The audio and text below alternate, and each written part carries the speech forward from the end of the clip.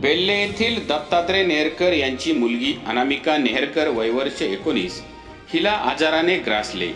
पुणे येथे नेण्यात आले. निदान झाले. मुलीच्या दोन्ही किडन्या फेल झाल्याचे. मोलमजुरी करणारं कुटुंब हताश झाले आणि मग मदतीला धावले बेल्ले येथील 2 युवक बंडू गाडगे आणि गोरक्ष गुंजाळ यांनी खासदार शिवाजीराव दादा आढळराव यांच्या मार्फत 1.5 लाख रुपये मिळवून दिले.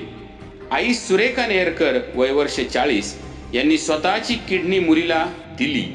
किडनी ट्रान्सफरन्स ससून रुग्णालय पुणे येथे करून आई व मुलगी दोन्ही सुखरूप आपल्या घरी आल्या. यावेळी त्यांच्या दोघींच्या चेहऱ्यावरील भाव बरंच काही सांगून गेले. या बातमीचा आढावा घेतला आहे आयवन न्यूजचे प्रतिनिधी गणेश चोरे यांनी. कहाणी आहे बेल्ले गावातली. कहाणी आहे एका मातृत्वाची. कहाणी आहे एका दातृत्वाची. आणि ती कहाणी आणि ती घटना घडली आहे बेल्ले गावातील गुलाबशेठ नेहरकर यांच्या कुटुंबामध्ये. गेले 2 वर्ष त्यांच्या 19 वर्षीय मुलीला किडनीचा आजार झाला. आजाराचं निदान लवकर झालं नाही. 2 वर्ष उपचारात गेली. त्यानंतर निदान झालं आणि निदान झाल्याच्या नंतर एक धक्कादायक गोष्ट समोर आली. ती म्हणजे मुलीच्या दोन्ही किडन्या फेल झाल्या. कुटुंब गरिबीतलं आहे. मोलमजुरी करून जगणारा कुटुंब आहे. 2 किडन्या जर फेल झाल्या तर याच्यावरती आपण इलाज काय करायचा. आणि मग त्यांच्या मदतीला त्यांचे मित्रपरिवार आणि आपल्या विभागाचे खासदार शिवाजीराव दादा आढळराव पाटील हे धावून आले. काय नेमकी सत्यता आहे आपण त्यांच्याकडून जाणून घेणार आहोत. बाळा तुझं नाव सांग. अनामिका दत्तात्रय नेहरकर. अनामिका नेहरकर असं तिचं नाव आहे. तुला हा आजार कधी झाला होता? 2 वर्षापूर्वी. याच्यासाठी तू कुठल्या कुठल्या दवाखान्यामध्ये उपचार घेतले? एस हॉस्पिटल आणि ससून रुग्णालय. ससूनला आणि एस हॉस्पिटलला. अजून आणि सह्याद्री हॉस्पिटलला गेले. बरं, आता समजा तुझी किडनी फेल झाली. तुला ज्यावेळेस जाणवलं की माझी किडनी फेल झालेली आहे. किडनी फेल होणं आजार काही लहान नाही. परंतु तुझ्या नशिबाने तुला साथ दिली. तू आज आमच्यामध्ये आहे. तर त्याबद्दल काय वाटतं तुला? त्यात माझ्या आईचंच मोठं आहे. आईनं तिचा अर्धा जीव माझ्यासाठी दान केला. त्यामुळे मी तिचे आभारी राहील. प्रेक्षक हो, लक्षात घ्या. आज सांगते की आईनं तिचा अर्धा जीव दिलेला आहे. याचं कारण असं आहे की आईनं स्वतःची किडनी या मुलीला डोनेट केलेली आहे.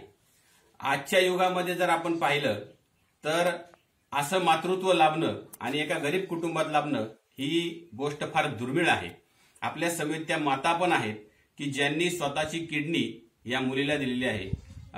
ताई, ज्या वेळेला तुम्हाला पहिल्यांदा वाटलं की आपली किडनी काढून आपल्या मुलीला द्यायची आहे तर त्यावेळेला नक्की भावना काय होत्या मनामध्ये? भावना म्हणजे मुलीचं जीवन असं म्हणजे मोठ्या याच्यात राहावं आणि ती माझ्या संगती अशी सोबत व्यवस्थित वागावं असं माझ्या मनाला वाटत होतं. म्हणून मी असं केलं. माझ्या मुलीला जीवदान दिलं. पण कसं असतं माहितीये का, जरी आज आपण एक माकडाची गोष्ट ऐकतो पहा की स्वतःचा जीव जर जायला लागला तर माकडीन पिलाला पायाखाली घेते. परंतु तुम्ही असं न करता, बरं तुमचं वय काय फार झालेलं आहे असं काही नाहीये. तुमचं वय 40-42च वय आहे. तरी तुम्ही इतकं मोठं धाडस केलं की आपली किडनी काढून त्या मुलीला दिलेली आहे. तर याच्या पाठीमागची नक्की भावना काय होती? याच्या पाठीमागची भावना म्हणजे माझा पोटचा गोळा होता ना, म्हणून मी असं तिला जीवनदान द्यायचं ठरवलं. मी कोणाला विचारलं सुद्धा नाही, कोणाला म्हणले सुद्धा नाही. मी माझ्या स्वतःच्या मनाने असं केलं. म्हणजे तुम्हाला डॉक्टरने सांगितलं की तुमची किडनी मॅच होते, तुम्ही लगेच तयार झालात? असं नाही. ते म्हणत होते बाकीच्यांची पण चालू शकते, तुमच्या आई वडिलांची, तिच्या वडिलांच्या आई वडिलांची. पण म्हणलं नाही जमणार, मी माझी स्वतःची देणार. म्हणजे तिच्या बाकीच्यांची पण तिला मॅच होत होती, परंतु तुम्हीच हट्ट धरला की माझीच किडनी माझ्या मुलीला देणार. मी माझी स्वतःची देणार असं मी माझ्या मनाने ठरवलं. आमच्या दोघातच ठरलं होतं. पण मी त्यांना पण म्हणलं दुसऱ्यांना कोणालाच काही करायचं नाही. मी माझी स्वतःची दिली. जे होईल ते होईल माझं. प्रेक्षक लक्षात घ्या, आजच्या युगामध्ये जर पाहायला गेलं तर बाकीच्या किडन्या मॅच होत असताना सुद्धा माझीच किडनी बसली पाहिजे असा हट्ट या माऊलीने या ठिकाणी धरला. आणि आज आपल्या समोर आपण पाहत आहोत की त्यांची मुलगी आणि त्या माताई दोन्हीही ठणठणीत आहे. परमेश्वराचीच कृपा म्हणावी लागेल की आज या किडनी ट्रान्सप्लांटमध्ये सुद्धा काही अपयश येत असतं, परंतु ह्या दोघीही आपल्या समेत सुरक्षित आहेत. यांच्यासाठी ज्यांनी प्रयत्न केलेले आहेत ते बंडू शेठ गाडगे आपल्या समेत आहेत.